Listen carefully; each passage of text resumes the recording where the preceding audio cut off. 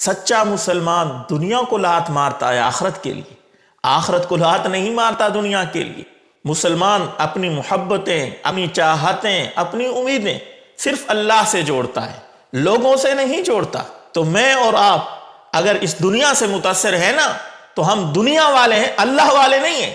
ہماری اصلیت حقیقت یہی ہے کہ ہم نے اس دنیا سے دل لگایا ہوا ہے، جس دنیا کو اللہ رب العزت نے صاف صاف الفاظ میں کہا ہے وَمَا الْحَيَاةُ الدُّنْيَا إِلَّا مَتَاعُ الْغُرُورِ کہ دنیا دھوکے کے سوا کچھ نہیں ہے۔ تم نے جیتے جی اپنے آپ کو نہ پہچانا۔